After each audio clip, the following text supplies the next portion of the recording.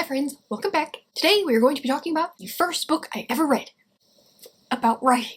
It's not the first book I ever read. That was Love You Forever, the 1995 Stalker classic. But this was the first book about writing that I ever read. I read it over 10 years ago when I first realized that I could not only read books, but also write them. And I'm not gonna lie, I have read a lot of writing craft books since then. All the classics on writing, bird by bird, stuff like that, obscure ones. And this is still the best one, by far. It is punchy and direct. Comes at writing through the lens of rejection. So it's just pointing out everything that you're doing wrong with your writing, like a toxic Little League coach. And you know what? It works. This book shaped my writing more than anything else, I think. More than I even realized until I started making this video. This book made me a better writer. It helped me filter out all the extraneous crap that creeps into your early writing until I was left with just my own voice as a writer. This was also the book that taught me how to view my own writing through a critical enough lens, the eye of an editor, that I learned how to tell when I need to move on from a novel. I think a lot of new writers, they get so stuck and enamored with their first novel that they stay tweaking it for like years and years on end without actually growing at all as a writer. And this book prevented me from doing that. I probably would have done that had I not read this book right when I wrote my first novel. It taught me how to recognize when to move on, when a story just, was for practice, and that's good. You need those stories, but you don't need to dedicate your life to those stories. This is like the Marie Kondo of writing craft books. You pour your heart into something, and then if it's not working, you thank it, and you move on. You start the next novel. That's what this book taught me. Thank you, next. That is how I write now. I write a novel, I give it everything I have, I revise it through multiple drafts until it's as good as I can possibly make it, I send it out to people for read, I get feedback, I revise some more, I submit it out to literary agents, it ultimately gets rejection, and then I move on. I accept it and I move on, thanks to this book. And then I start something new, and writing this way not only prevents me from getting stuck for years on end revising a novel that's never going to be right because it's just an early practice novel, but it also allows me to be absolutely detached and critical during my revision phases of writing. I'm able to view the story, or at least I try to be able to view the story through the lens of an editor or a disinterested reader, rather than viewing it as something that I poured my heart into and cannot bear to change. That's what this taught me. This is a book about what to leave out in the first 5 pages of your novel. Everything after that is fair game. I mean, once you've hooked them for the first 5 pages, you've probably hooked them for like at least 30. If it's an agent, they're going to request to read more of your manuscript. If it's a person in the library, they might sit down with your book, hopefully order it on Amazon. And even though this book looks at the first 5 pages through the lens of a literary agent, Noah Lukeman is a literary agent, the author of this book, it's still one of the most important writing craft books you can read if you're planning on self-publishing. Because when that potential reader scrolls through the first few pages of your book on Amazon, if you haven't captured their attention by the end of the first 5 pages, they're probably not going to read on and download your book. If you haven't gotten them in the first 5 pages, you lost them. That's all you get. The sample chapter on Amazon, it's never just some random spot in the middle of the book, it's always the first few pages. Also, this book is not just a discussion of writing blunders, but it also contains examples and sample exercises at the end of every chapter, which is very helpful if you're into that kind of thing. And actually very helpful if you're not, because I was not before I started reading this book, but they're very helpful. So here is the best 5 tips from the first 5 pages. Number 1.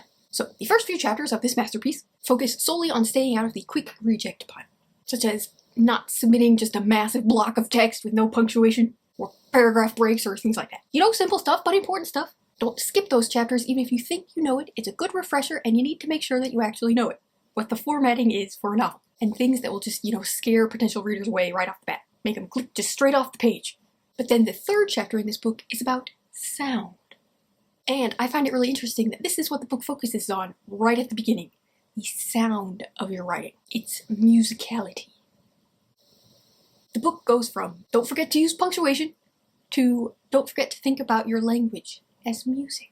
It's gorgeous, and it's probably something that a lot of writers overlook, especially early writers, early on in their career. Also possible, and likely, that a lot of writers save the musicality of language for something that comes at the very, very end, if they ever even get to it in their revision process. And this book is like, no, wham, bam, first thing. You gotta be thinking about the sound of your words and their sentences and how they flow together.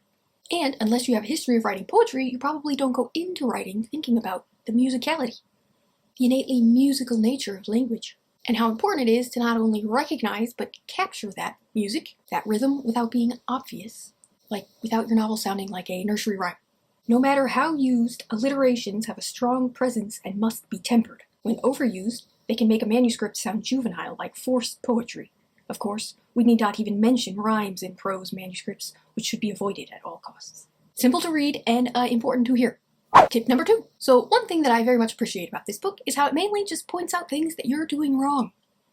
It doesn't focus on the good stuff, it focuses on the negative, which we all need to hear. You know, a lot of writing craft books are like, here's a writing technique that can elevate your writing, metaphor and simile, for example. But in this book, it's like, here are all the ways that you're using metaphor and simile wrong.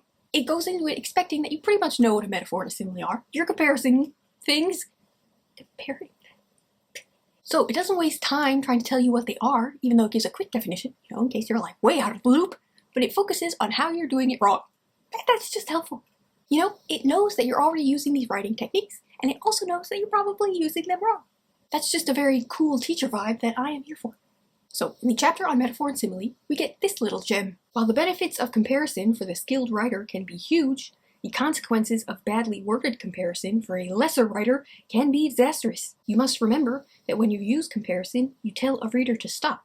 You draw attention to a particular idea, and if it is not apt, you'll draw magnified attention to your imprecision. If a writer doesn't care enough about his work to paint precisely the right picture, why should the reader waste his time reading it? Things to think about.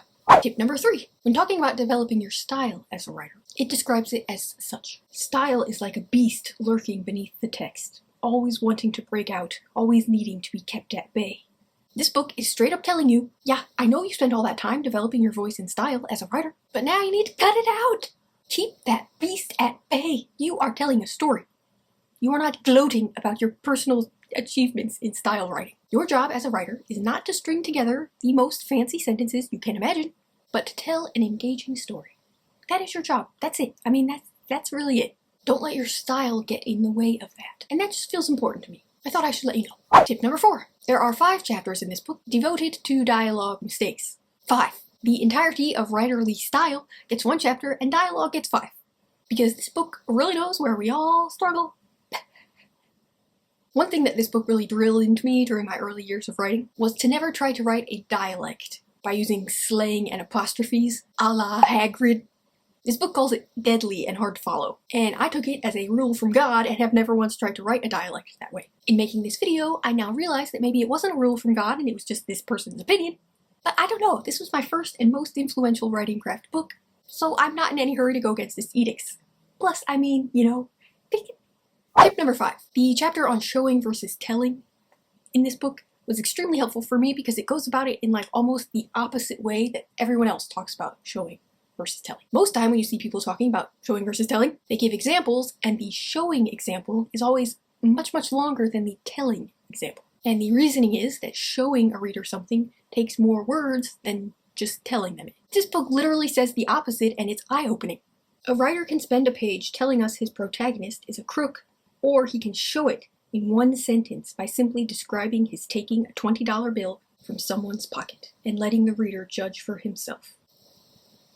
I don't know about you, but that just like blew my mind when I first read it. I mean, it was like 10 years ago, and it was the first thing I'd ever really read about writing, but still.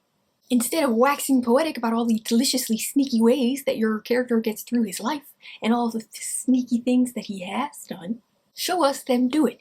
You know, just once, and then we know for sure, this is the crook character. That singular image is so much more powerful than a sonnet's worth of sneaky description and backstory. Thank you. I mean, am I alone in this, or is this just like new information? That is brand new information! And finally, for a book called The First 5 Pages, this book also gives us this gem. If your manuscript has passed an agent or editor's preliminary criteria, and he now must consider bigger factors, he may be more agitated. Now he really has to read. He may scrutinize the following factors with greater vengeance in his rush to get you off his pile. Still is not relaxed and still won't take you seriously. I mean, just to keep you on your toes and remind you that getting someone to read past the first 5 pages of your novel is only half the battle. The easy half of the battle.